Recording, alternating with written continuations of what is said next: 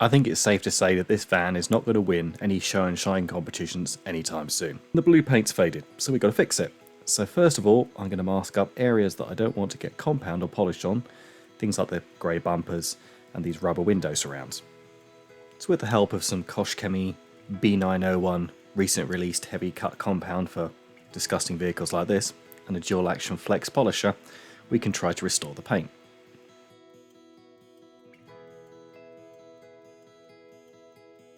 Some of the other products I'll be using is Autoglim's Super Sheen. This is really good for dressing the wheel arch liners, which are plastic. I'll then use Autoglim's Super Resin Polish. This is going to be great at protecting the paint and helping it stay sort of shiny after we've machine polished it. Koshchemi's Polestar is a really good plastic dressing for the bumpers, and Autoglim's silicone-free dressing is really good for doing sort of like the grille at the front of the bumper, which you just sort of can't get your applicator pad into. So when the vans are this bad, what I tend to do is do them in sections, so passenger side, driver side, front end, back end.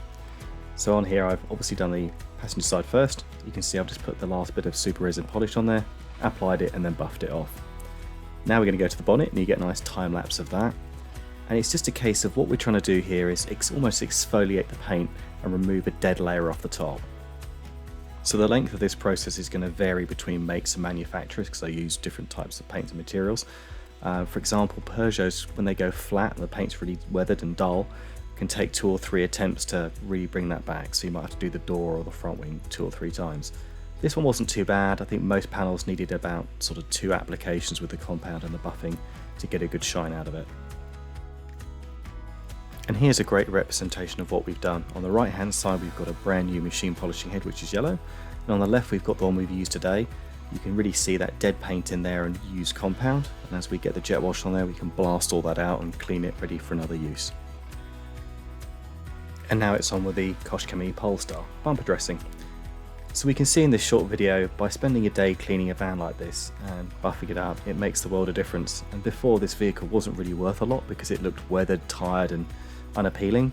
But as we're about to see at the end of it, it really does make a huge difference just with a bit of time and effort, what sort of transformation you can do to it and add hundreds if not thousands to the value of the vehicle.